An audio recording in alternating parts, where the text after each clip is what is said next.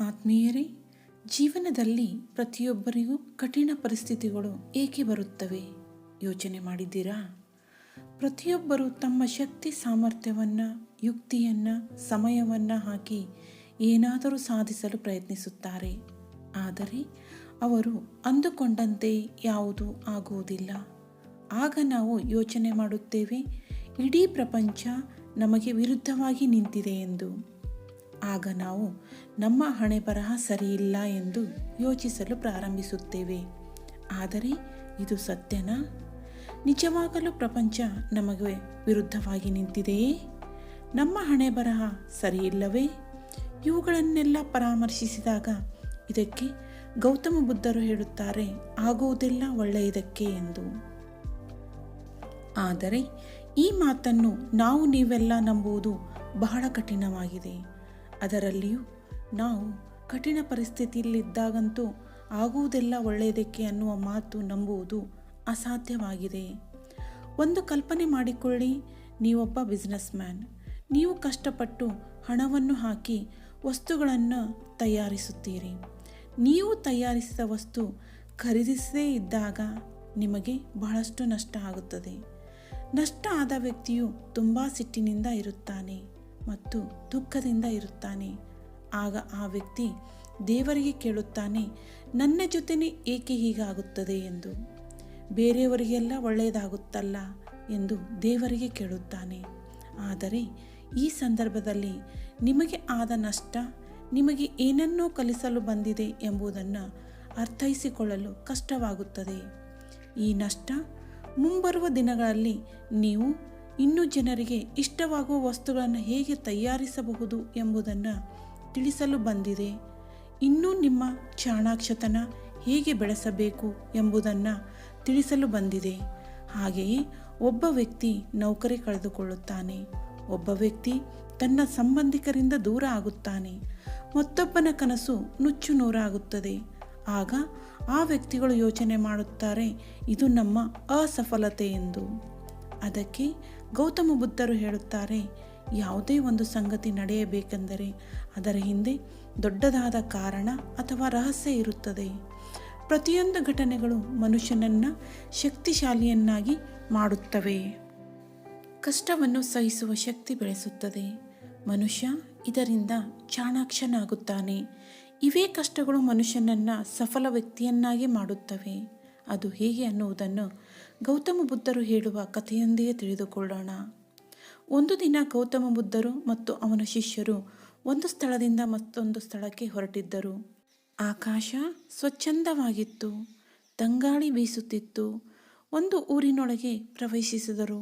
ಅಲ್ಲಿ ಜನರು ತಮ್ಮ ತಮ್ಮ ಕಾರ್ಯದಲ್ಲಿ ಮಗ್ನರಾಗಿದ್ದರು. ಒಬ್ಬರು ವ್ಯಾಪಾರ ಮಾಡುತ್ತಿದ್ದರೆ, ಮತ್ತೊಬ್ಬರು ಬಡಿಗೆತನ ಮಾಡುತ್ತಿದ್ದರು, ಇನ್ನೊಬ್ಬರು ಮಿಠಾಯಿ ಮಾಡುತ್ತಿದ್ದರು. ಹೀಗೆ ಎಲ್ಲ ಜನರು ತಮ್ಮ ತಮ್ಮ ಕಾಯಕದಲ್ಲಿ ಮಗ್ನರಾಗಿದ್ದರು. ಅಷ್ಟರಲ್ಲಿಯೇ ಒಂದು ಕಡೆಯಿಂದ ಒಬ್ಬ ವ್ಯಕ್ತಿ ಓಡಿ ಬಂದ. ಗೌತಮ ಬುದ್ಧರ ಹತ್ತಿರ ಬಂದು ಅವರ ಕಾಲಿಗೆ ನಮಸ್ಕರಿಸಿದ. ಸ್ವಾಮಿ, ನನ್ನ ಮೇಲೆ ಕರುಣೆ ತೋರಿಸಬೇಕು ಎಂದಾಗ ಗೌತಮ ಬುದ್ಧರು ಅವನ ಸಮಸ್ಯೆ ಕೇಳಿದರು. ಆಗ ಕುಂಬಾರ ಹೇಳುತ್ತಾನೆ, ತಾವುಗಳು ದಯಾವಂತರು, ಕರುಣೆಯುಳ್ಳವರು, ಪ್ರತಿಯೊಬ್ಬರ ಸಮಸ್ಯೆ ಬಗೆಹರಿಸುತ್ತೀರಿ ಎಂದು ಕೇಳಿದ್ದೇನೆ. ಅದಕ್ಕೆ ತಮಗೆ ಶರಣು ಬಂದಿದ್ದೇನೆ. ನನ್ನ ಸಮಸ್ಯೆ ಪರಿಹರಿಸಿ ಎಂದ. ಗೌತಮ ಬುದ್ಧರು ನಸುನಕ್ಕು, ಹೇಳು, ನಿನ್ನ ಸಮಸ್ಯೆ ಏನು ಎಂದು ಅಂದಾಗ, ಸ್ವಾಮಿ, ನಾನು ಕಷ್ಟಪಟ್ಟು ಮಣ್ಣು ತರುತ್ತೇನೆ, ಅದನ್ನು ಹದ ಮಾಡುತ್ತೇನೆ. ಕಷ್ಟಪಟ್ಟು ಮಡಿಕೆ ಕುಡಿಕೆಗಳನ್ನು ಮಾಡುತ್ತೇನೆ. ಆದರೆ ಅದರಿಂದ ನನಗೆ ಯಾವುದೇ ಲಾಭವಾಗುತ್ತಿಲ್ಲ. ಇದರಿಂದಾಗಿ ಮನೆಯಲ್ಲಿ ಜಗಳ, ಮಕ್ಕಳ ಆರೋಗ್ಯ ಕೆಡುತ್ತಿದೆ, ದುಡ್ಡಿನ ಕೊರತೆಯಾಗುತ್ತಿದೆ. ಎಲ್ಲ ಜನರಿಗೂ ಲಾಭವಾಗುತ್ತದೆ, ಆದರೆ ನನಗೆ ಏಕೆ ಹೀಗೆ? ದೇವರು ನನ್ನ ಜೊತೆಗೆ ಏಕೆ ಹೀಗೆ ಮಾಡುತ್ತಾನೆ ಎಂದು ತನ್ನ ಅಳಲನ್ನು ತೋಡಿಕೊಂಡ. ಗೌತಮ ಬುದ್ಧರು ಅವನನ್ನೇ ನೋಡುತ್ತಾ ವಿಷಯವನ್ನು ಅರ್ಥೈಸಿಕೊಂಡು ಕಣ್ಣು ಮುಚ್ಚಿದರು. ಗೌತಮ ಬುದ್ಧರು ಆ ಸಮಸ್ಯೆಯ ಆಳ ತಿಳಿದುಕೊಳ್ಳಬೇಕಾಗಿತ್ತು. ಸ್ವಲ್ಪ ಸಮಯದ ನಂತರ ಕಣ್ಣು ತೆರೆದು ನಸುನಕ್ಕು ಕುಂಬಾರನಿಗೆ ಹೇಳುತ್ತಾನೆ, ಕುಳಿತುಕೋ, ನಾನು ನಿನಗೆ ಒಂದು ಕಥೆಯನ್ನು ಹೇಳುತ್ತೇನೆ ಎಂದಾಗ ಕುಂಬಾರನಿಗೆ ಸ್ವಲ್ಪ ಸಿಟ್ಟು ಬಂತು. ಕುಂಬಾರ ಹೇಳುತ್ತಾನೆ, ನಾನು ಸಮಸ್ಯೆ ಪರಿಹರಿಸಿ ಎಂದು ನಿಮಗೆ ಕೇಳಿದರೆ ನೀವು ನನಗೆ ಕತೆ ಹೇಳುತ್ತಿರುವಿರಲ್ಲ ಎಂದ. ಆಗ ಗೌತಮ ಬುದ್ಧರು ಹೇಳುತ್ತಾರೆ, ಯಾವುದೇ ಒಂದು ಸಮಸ್ಯೆಯ ಪರಿಹಾರ ನೇರವಾಗಿ ಸಿಗುವುದಿಲ್ಲ. ಕುಳಿತುಕೋ, ಈ ಕಥೆಯಿಂದ ನಿನಗೆ ಸಂಪೂರ್ಣವಾಗಿ ನಿನ್ನ ಸಮಸ್ಯೆಗೆ ಪರಿಹಾರ ಸಿಗುತ್ತದೆ ಎಂದು. ಆಗ ಕುಂಬಾರ ಸ್ವಲ್ಪ ಶಾಂತವಾಗಿ ಗೌತಮ ಬುದ್ಧರನ್ನೇ ನೋಡುತ್ತಾ ಕುಳಿತ. ಗೌತಮ ಬುದ್ಧರು ಕಥೆಯನ್ನು ಪ್ರಾರಂಭಿಸಿದರು. ಒಂದು ರಾಜ್ಯದಲ್ಲಿ ಒಂದು ಬಡ ಕುಟುಂಬ. ಅವರ ಮನೆಯಲ್ಲಿ ತಂದೆ, ತಾಯಿ ಮತ್ತು ಮಗನಿದ್ದನು. ತಂದೆ ತಾಯಿಗೆ ವಯಸ್ಸಾಗಿತ್ತು. ಮಗ ಗಳಿಸಿದ ಆದಾಯದಿಂದ ಮನೆಯ ನಿರ್ವಹಣೆ ಆಗುತ್ತಿತ್ತು.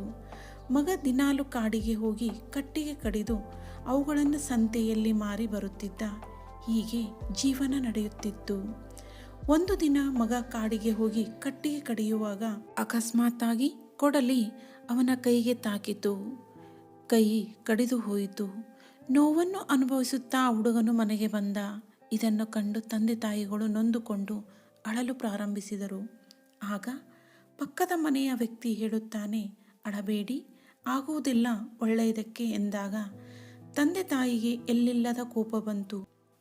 ತಮ್ಮ ಮಗ ನೋವಿನಿಂದ ನರಳುತ್ತಾ ಇದ್ದಾನೆ, ಮುಂದೆ ನಮ್ಮ ಜೀವನ ಹೇಗೆ ಎಂಬ ಚಿಂತೆ ಆಗುತ್ತಿದ್ದರೆ ನೀವು ಆಗುವುದೆಲ್ಲ ಒಳ್ಳೆಯದಕ್ಕೆ ಅಂತ ಹೇಳುತ್ತಿದ್ದೀರಲ್ಲ, ಇನ್ನೊಬ್ಬರ ನೋವು ಕಂಡು ನಿಮಗೆ ಸಂತೋಷವಾಗುತ್ತಿದೆಯೇ ಎಂದು ಮನಬಂದಂತೆ ಪಕ್ಕದ ಮನೆಯವನಿಗೆ ಬೈದರು.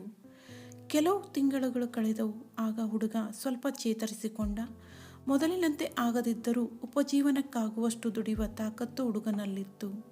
ಹೀಗೆ ದಿನಗಳು ಕಳೆಯುತ್ತಿರುವಾಗ ಪಕ್ಕದ ರಾಜ್ಯದ ರಾಜನು ಈ ರಾಜ್ಯಕ್ಕೆ ಯುದ್ಧ ಮಾಡಿ ಈ ರಾಜ್ಯವನ್ನು ಗೆಲ್ಲುವ ಸಂಚು ನಡೆಸುತ್ತಿದ್ದಾನೆ ಎಂದು ತಿಳಿದಾಗ ಈ ರಾಜ್ಯದ ರಾಜನು ಸೈನ್ಯವನ್ನು ಹೆಚ್ಚಿಸಲು ಪ್ರತಿ ಮನೆಯಿಂದ ಒಬ್ಬ ವ್ಯಕ್ತಿಯನ್ನು ಕರೆದುಕೊಂಡು ಬಂದು ಅವರಿಗೆ ಯುದ್ಧ ಮಾಡುವ ಕಲೆಯನ್ನು ಕಲಿಸಿಕೊಡಬೇಕು ಎಂದು ಆದೇಶ ಮಾಡಿದನು.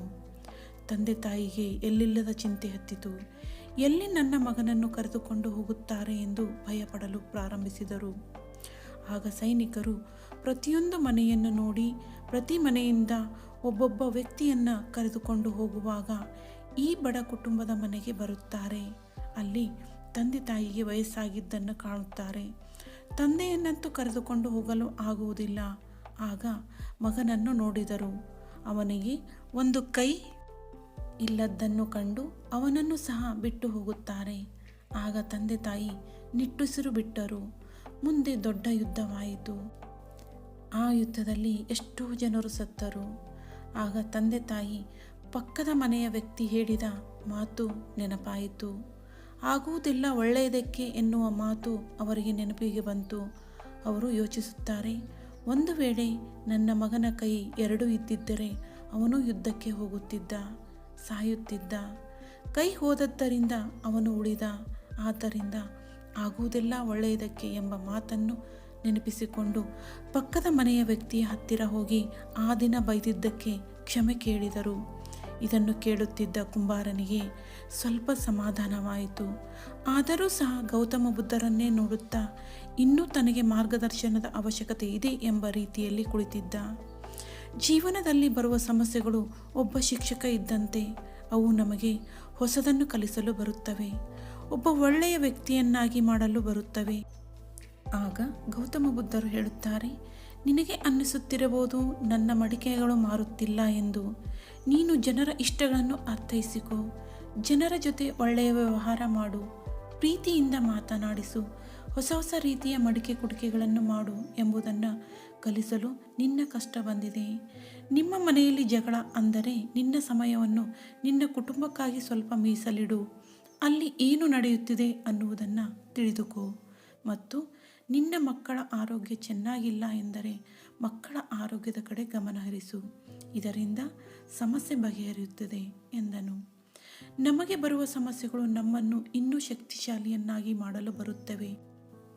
ಚಿನ್ನವನ್ನು ಪುಟಕ್ಕಿಟ್ಟಷ್ಟು ಹೇಗೆ ಹೊಳೆಯುತ್ತದೆಯೋ ಹಾಗೆ ಸಮಸ್ಯೆಗಳು ನಮ್ಮನ್ನು ಸದೃಢರನ್ನಾಗಿ ಮಾಡಲು ಬರುತ್ತವೆ ಎಂದು ಗೌತಮ ಬುದ್ಧರು ಮಾತು ಮುಗಿಸಿದರು. ಕುಂಬಾರ ಶಾಂತವಾಗಿ ಅವರಿಗೆ ನಮಸ್ಕರಿಸಿ ಹೋದ. ಆತ್ಮೀಯರೇ, ನಾವು ಸಹ ನಮ್ಮ ಜೀವನದಲ್ಲಿ ಕೆಲವೊಂದು ಸಮಸ್ಯೆ ಬಂದಾಗ ಈ ಸಮಸ್ಯೆಗಳು ನಮಗೆ ಮಾತ್ರ ಬರುತ್ತವೆ, ಬೇರೆಯವರಿಗೆ ಬರುವುದಿಲ್ಲ ಎಂದು ಯೋಚಿಸುತ್ತೇವೆ. ಆದರೆ ಇವು ನಮಗೆ ಒಳ್ಳೆಯ ವ್ಯಕ್ತಿಯನ್ನಾಗಿ ಮಾಡಲು ಬರುತ್ತವೆ ಎಂಬುದನ್ನು ಅರ್ಥೈಸಿಕೊಳ್ಳುವುದಿಲ್ಲ. ಕೆಲವೊಂದಿಷ್ಟು ಜನರು ಮಾತನಾಡುವುದನ್ನು ತಾವು ಸಹ ಕೇಳಿರಬಹುದು. ಊರಿಗೆ ಹೋಗಬೇಕಾದಾಗ ಒಬ್ಬ ವ್ಯಕ್ತಿಗೆ ಬಸ್ ಸಿಗುವುದಿಲ್ಲ. ಅವನು ಬೇಸರಗೊಳ್ಳುತ್ತಾನೆ. ನನಗೆ ಏಕೆ ಹೀಗಾಗುತ್ತದೆ ಎಂದು ತನ್ನ ದೈವದ ಬಗ್ಗೆ ಬೈಯುತ್ತಿರುತ್ತಾನೆ. ಆಗ ತಕ್ಷಣ ಅವನಿಗೆ ಒಂದು ಸಮಾಚಾರ ಸಿಗುತ್ತದೆ. ಅವನು ಹತ್ತಬೇಕೆಂದಿರುವ ಬಸ್ ಅಪಘಾತವಾಗಿ ಎಷ್ಟೋ ಜನರಿಗೆ ಗಾಯವಾಗಿದೆ, ಎಷ್ಟೋ ಜನರು ಸತ್ತಿದ್ದಾರೆ ಎಂದು. ಆಗ ಆ ವ್ಯಕ್ತಿ ಹೇಳುತ್ತಾನೆ, ಅಬ್ಬಾ, ಆ ಬಸ್ಸು ನನಗೆ ಸಿಗದೇ ಹೋಯ್ದುದು ಒಳ್ಳೆಯದಾಯಿತು ಎಂದು. ಆಗ ಅವನು ಯೋಚಿಸುತ್ತಾನೆ, ಆಗುವುದೆಲ್ಲ ಒಳ್ಳೆಯದಕ್ಕೆ ಎಂದು. ಹೀಗೆ ನಮ್ಮ ಜೀವನದಲ್ಲಿಯೂ ಸಹ ಕೆಲವೊಂದಿಷ್ಟು ಘಟನೆಗಳು ನಡೆದಿರುತ್ತವೆ. ಆದ್ದರಿಂದ ಸಮಸ್ಯೆ ಏಕೆ ಬಂದಿದೆ ಎಂದು ಯೋಚಿಸದೆ ಈ ಸಮಸ್ಯೆ ನಮಗೆ ಏನನ್ನಾದರೂ ಕಲಿಸಲು ಬಂದಿದೆ ಎಂದು ತಿಳಿದುಕೊಂಡು ನಮಗೆ ಆಗುವುದೆಲ್ಲ ಒಳ್ಳೆಯದಕ್ಕೆ ಎಂದು ತಿಳಿಯೋಣ.